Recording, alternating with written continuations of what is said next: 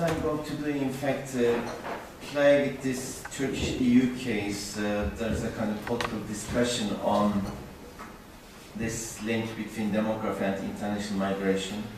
Although afternoon our first session will particularly focus on the Turkish case, here I will focus the case of EU, but how it is debated also in connection with Turkey, Turkish membership, in fact.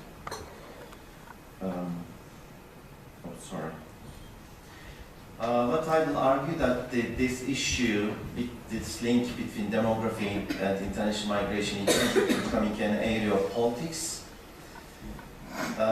In fact, there are two particular issues we discuss. On the one hand, we discussed that there is still a high population growth rate in the developing world, and on the other hand, in developed world, we have a shrinking population, shrinking growth rate of population, and whether this will operate as a kind of push and pull factors for international migration. So this is the first issue we discussed. Secondly, since there's this issue of population shrinking and the below replacement fertility in the developed world, whether migration could be a kind of remedy, or how migration could contribute this population dynamics of the developed world. So these are the two issues we discuss in the context of demography and the migration linkage. Particularly this is very clear in the case of Europe and even including the geography of Russia. So to discuss this as a demographer, first I like to start with this graph. This is a fascinating graph of often I show in my classes. This is the world, how the world population growth, particularly since the Industrial Revolution we experienced, and particularly in the last 100 years, how the world population having this amazing history of the huge population growth. But when we look at the graph on the top, what we witnessed that the huge growth starting particularly after the Second World War, after the 1950s, in the developing countries. But in the case of developed countries, particularly in the last couple of decades, also there's this growth rate is becoming stable. It's even declining. And when we look at this other graph at below level, which shows the population growth rates, we see that those dark red countries, in fact, they are having the very low, even the negative growth rates. So the idea here that very simple, a kind of mechanical understanding that whether this a kind of imbalance of this population growth around the world, whether this will operates through the push and pull factors. Of course, not only through themselves, but combining with the other factors. After this picture, actually, I like to mention this document. This is the document of the EU, actually dated October 6, 2004. This is the first important document, actually, when we look at the Turkish EU membership debate. When the Commission recommended to the Parliament and Council, Turkey may start the membership negotiation. In fact, there's a very significant, huge paragraphs actually on this issue, how this demography and population. The one, it stressed that the Turkish accession to the EU will be different from the previous enlargements, directly sending reference to the population size. And there's a kind of another paragraph. First mentions that there are over 3 million Turkish citizens living in Europe, and in fact also it refers to somehow in other paragraph their integration difficulties, and then it goes to the other discussion. If Turkey becomes an EU member, then there could be a kind of migration from Turkey to EU, and this may create a kind of disturbance for the labor market in Europe. In the same paragraph, also it refers to the fact that but this migration could be a kind of also contribution, so a kind of remedy for the aging population of Europe. So, and since we have this document over and over in wherever you go in relation to Turkish EU membership debate, you may face with this type of statements. So first, again, I already mentioned that in Turkey we are having the relatively high population growth rate and the young population. And in Europe we have the shrinking growth rates, and whether this will be operate for migration. Some people argue yes, the others no, and some people argue this is something bad, but the others also argue this is good. Here I put a kind of another figure, just again, when you look at in Europe population growth and decline, and you see the distinctive position of Turkey here. Still population growth rate is relatively very high. Autonomy, we see that of course this is also declining. But this picture in fact makes the people think about these possible migration flows. Since we will go afternoon this debate whether there will be a kind of huge migration in terms of demographic trends from Turkey to Europe, but here just I like to share one of the recent, this findings comes from one of our recent research projects. It's called Imagine, which was a kind of project, 8 universities in fact involved in that, and we conducted surveys in Morocco, Turkey, Ukraine and Senegal, and we asked certain questions about the migration aspirations and etc. Briefly, what this graph shows us that, of course, we know as the migration scholars, we know that first when you ask the people whether they like to migrate, as a general question, large portion may say yes. For instance, in Turkey, almost 40% said yes, they would like to go abroad. When we asked specifically if you like to go to Europe, they 31% they said that yes. Then when we ask a kind of very specific question, you have any concrete plan to go abroad, only 21% they said. Then we asked whether you have a concrete plan to migrate to Europe, and 16% they said yes. And when we look at a kind of measure, for instance, current valid passport, only 8% of the sample people they said they have the passport. So as if this is a kind of comparison between Morocco, Turkey and Ukraine, you see that migration aspiration from Turkey in fact is compared to other countries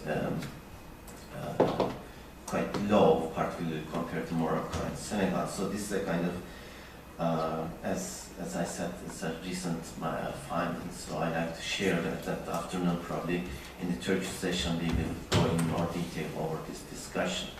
But also I like to show the two graphs, how the demography in Turkey is changing also. This graph shows the life expectancy at birth and the also total fertility rate. As you see that also estimation shows that the life expectancy at birth Turkey is increasing remarkably, and also the total fertility is declining also remarkably.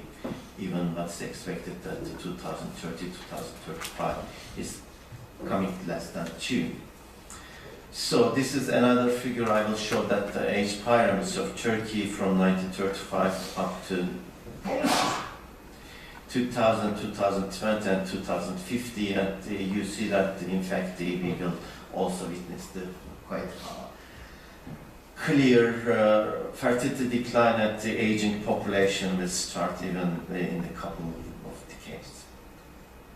Okay, with this was a picture. Now I'm coming to the European discussion. In fact, many of the figures now I will show that from my demographic colleagues, Philip Fark from the European University Institute. So I have to acknowledge that.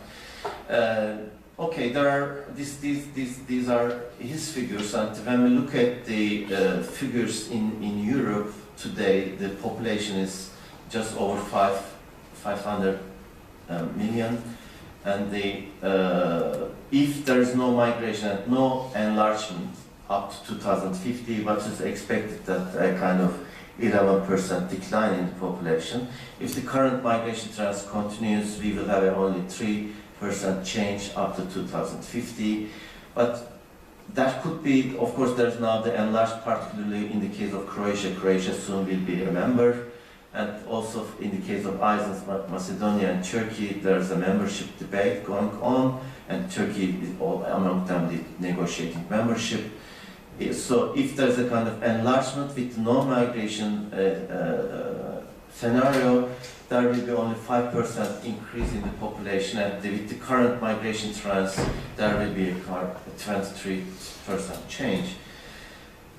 This graph, then now I'm showing that how the European Union, population of the European Union, through the membership or the demography change, in fact, what we witnessed that if there is no migration, the population size will be declining, as we see here. What is the, of course, what's also important, probably we have to discuss in the European case, the share of the European population compared to other parts of the world. Particularly, I found this graph is fascinating. In the early 20th century, 25% of almost 1 in every 4 persons, they were living in Europe.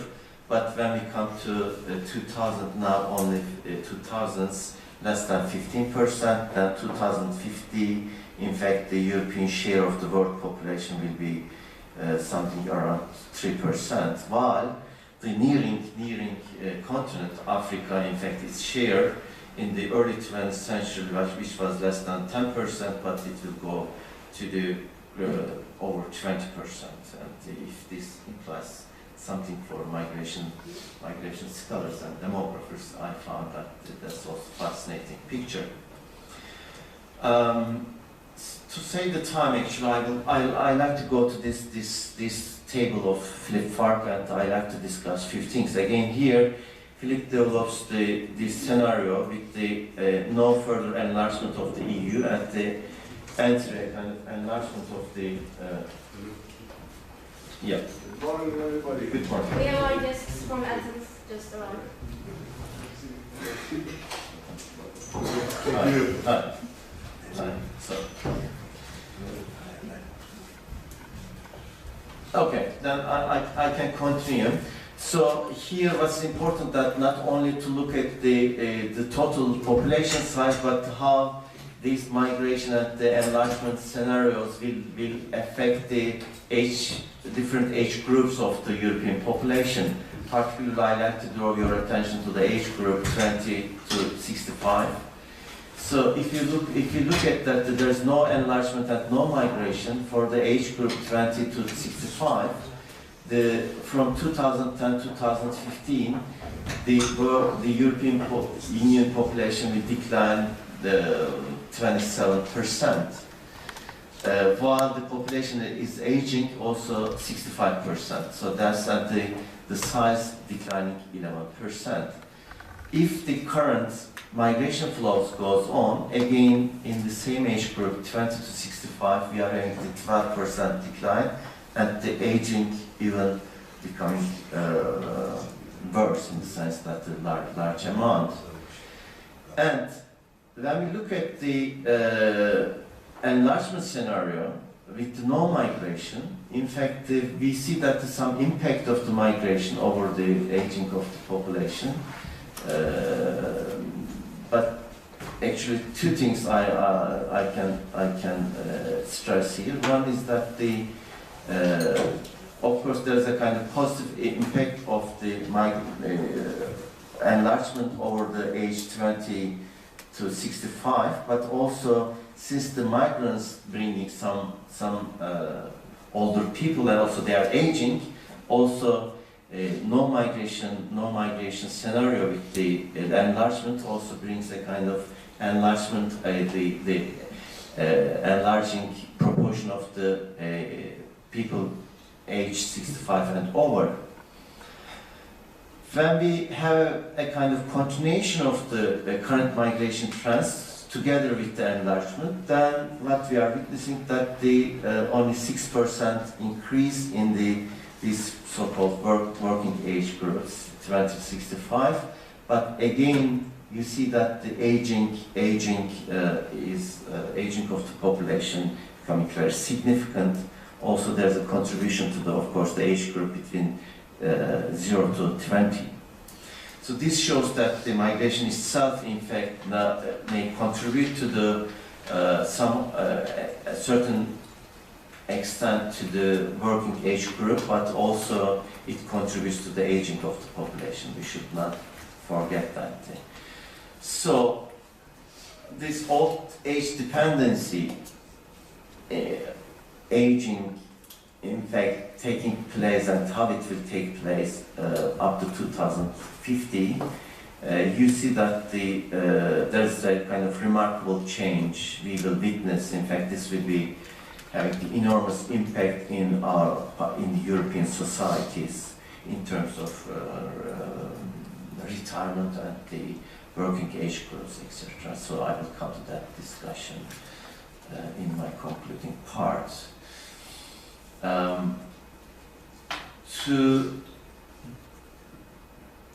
To maintain the old age dependence ratio at the level of 2010, in fact, what retirement age we need, in fact, when you look at this graph also, this shows a kind of, so we have to work and work and work in kind of years in Europe, this shows that.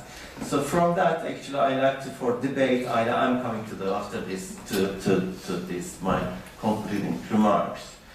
Again, I just get this from Philip, this statement, demography works slowly but also predictably. I think so most of these expectations I mentioned that they probably will be realized in terms of the aging. So what we are having that the declining size of the population and the working age population. So in terms of Europe, one can think of that it may need enlargement and or immigration. So that one can argue that migration itself cannot be a kind of full remedy for aging, as we discussed. So, for instance, all this temporary migration discussion could be also part of the solution, one can argue. And the other thing is that definitely the source countries to Europe, the composition of the source countries will change, because now also from Eastern Europe and the closest region there are migration flows to Europe, but increasingly what we may expect that the migration may involve people from more and more from Africa and Asia. So this will bring a kind of diversity to the population and the European population. If it goes to that direction, Europeans should be ready to the increasing diversity of the migrants in terms of ethnic and racial backgrounds. But what type of policies we are discussing from the to solve this question of declining population in Europe? One is that the pro-natalist policies. Of course, some countries already start applying those policies, but also we should not forget that there are limits over that. Not only the European countries, we know that, for instance, in Russia, Putin puts pressure on that, even they are giving some amount of money.